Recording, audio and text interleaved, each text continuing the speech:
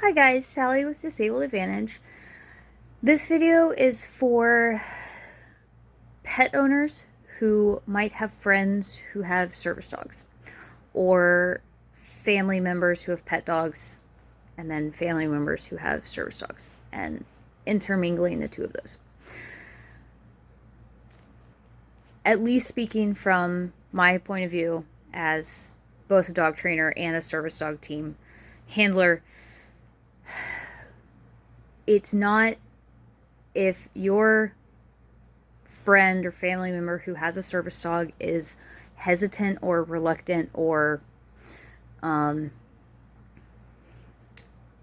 twitchy about being around your pet dog, or asks you to restrain your pet dog or contain them when they come over to hang out or for family gatherings, at least from the perspective that I can share from my own experiences and my own reasoning, please, it does not come from a place of us trying to be offensive to you or us trying to think that our dog is better than your dog or any of that. From speaking from my own team,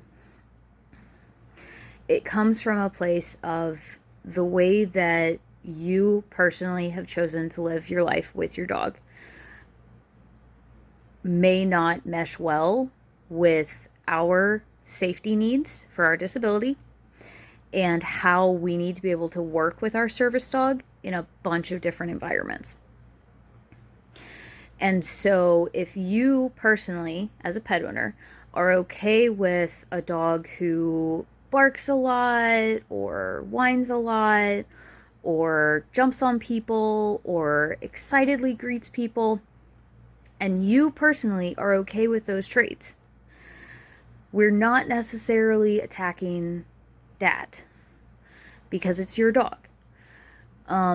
But for someone who has a sensory disability or a mobility disability, those traits in a dog are very dangerous for our disability. So, speaking for me personally, I try to avoid being around dogs who jump, who bark, who howl, who whine incessantly, who paw at people or paw strike people, hoping that they'll do shake or give them a treat. Because all of those things trigger pain for me. So I exist in pain, and then if I'm around a dog that does those things, it triggers extra pain on top of the crap I'm already dealing with. And because it's someone else's dog, it gets into a gray area of, can I correct this dog? If it's my dog, I can correct it. My dogs learn how to be around me, and so it's safer for me to be around them. But that's not the case with friends' dogs. That's not the case with family dogs. And it's definitely not the case with strangers' dogs. And more often than not, service dog teams are so used to having to defend our team in public that I know for myself, my instinctual response when a dog runs up to me and starts to jump on me and invade my space is to kick out with my legs.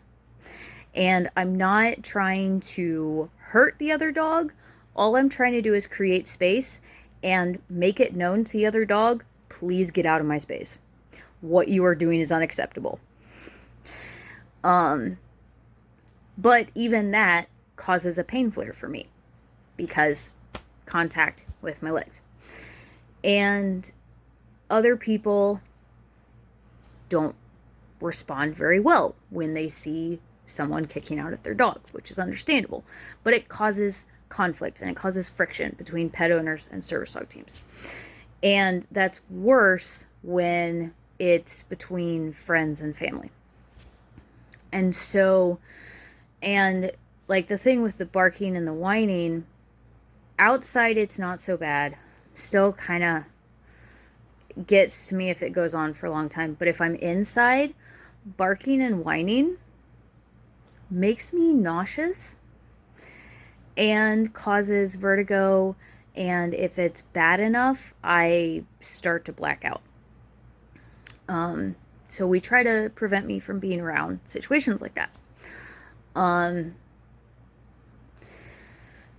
so that's the safety of myself. And then there's the safety of my service dog. A lot of dogs, a lot of, yeah, a lot of dogs are not taught, um, don't crowd someone's space. And I've been to functions before where I've had, um, not Austin, but Robbie in heel. And Robbie has to be in a certain position beside me. Well, Robbie's passed away, but Austin does the same job. My service dog has to be in the right position beside me so that if I lose my balance, they can keep me upright. And a few years ago, I went to a friend's barbecue. I had Robbie beside me, and they had 3 off-leash dogs running around. And the oldest dog saw us, knew us, and was like, oh, you guys, I'll give you space. Fine. But they had a really young boxer who was like a year old, and the boxer shot right in between me and Robbie. And Robbie ignored it, but it did throw me off balance. And thankfully, I didn't fall. But if I had been holding on to Robbie, or if the dog had been bigger or more enthusiastic or anything different had changed, it very easily could have been a very bad situation for me very, very quickly. When I fall down, it takes me minimum 3 days, maximum 2 weeks to recover from, depending on how bad the fall is. If I get injured, like if I actually tear a tendon or something, it can take me about 6 months to recover from that. So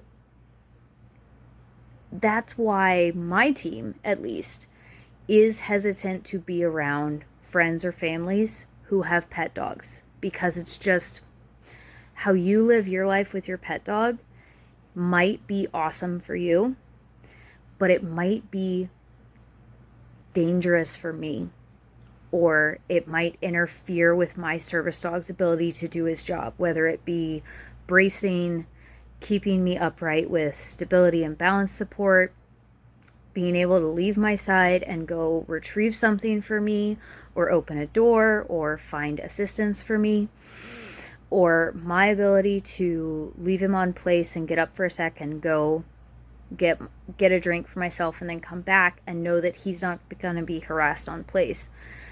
And that's a little bit of insight into a service dog team's concerns when it comes to pet dogs who belong to friends or family.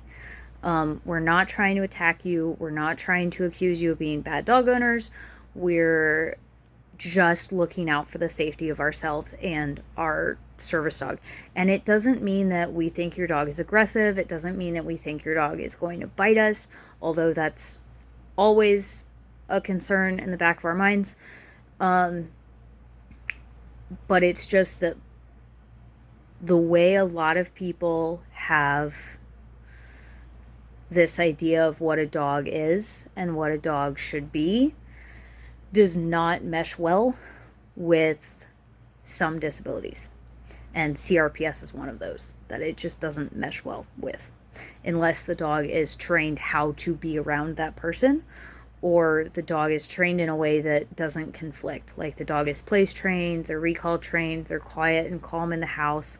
All of those are great traits and great characteristics to train for. But a lot of people don't do that. And so that's some of the reservation that we have.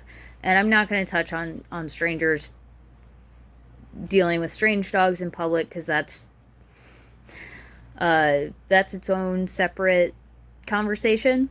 I'll just leave it with, we assume all pet dogs in public are wild cards. But it does definitely color and impact the way we see dogs that belong to people we love in our lives. I know for myself, I grew up loving dogs and just wanting to be around dogs all the time. I never saw a problem with my dog jumping on people or, invading people's space or any of that stuff. And one, now I know better, just from learning about dog training. And then also, I know differently because my perspective has changed as being someone with a disability who has been accidentally hurt by a lot of dogs just because of how they have been allowed to interact with people and other dogs. And that's not even including the times that me and my team have been actually attacked, either at friends' houses or in public, or rushed by off-leash dogs. So if you have a friend in your life who has a service dog, or a family member in your life who has a service dog, please be willing to talk to them openly about if they have concerns bringing their dog over to your house because you also have a dog, or if you have questions, or if they have questions, or how you guys want to work it out together about what's going to happen.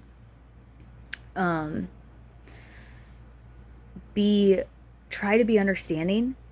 Their dog needs to be with them because of a medical disability and a medical need that dog fills, that people can't fill. So it's not a simple thing to just leave the service dog at home. And for some teams it is. For my team, it's not, because of the nature of my disability and how quickly it can change from good to terrible. And try to be understanding. And I guess the biggest thing would be, we're not trying to be judgmental of you. We're trying to keep ourselves safe. Safe with our disability, safe with our service dog team. Some dogs are less resilient than other dogs, and so a bad experience of being ambushed, space invaded, handler falling down, some sort of accident happening, or if your dog is territorial and you didn't realize it, but our dog paid the price, then our dog can't be a service dog anymore, and that's a really crappy deal. And it's a devastating blow to someone to have to wash their service dog. And so that's what's on the line for us. And like at that friend's barbecue, if their dog had knocked me down, like that was as I was walking in, right? So if that dog had knocked me over onto the driveway, their dog probably still would have kept bumping into me and jumping on me, which would have caused more pain, and it would have made it nearly impossible for Robbie to brace and help me get off the ground. And then I would have had to go home. I wouldn't have been able to go to my friend's barbecue. It would have cost me time with my friend, and it would have cost my friends time with me, just because of how a dog interacted with me. So that's a little insight into where your service dog friend might be coming from. And other service dog teams might have a different opinion. They might have a different view from me, but that is what I've been dealing with for 10 years, and that's the best way I can think to explain it to people. Thank you for listening, and I hope this is helpful. If you have any questions about integrating pet dogs and service dogs, either in the same household or trying to help it go more smoothly between friend and family dogs, send me a message, book a consult. We can talk through best ways to approach it to keep everybody safe. Or if you want to do some sort of coaching session where, you're a service dog handler and your friend or family member who has a pet dog wants to sit in and I kind of help mediate the conversation, that's something we can do too. But yeah, thank you for listening, and I hope this helps.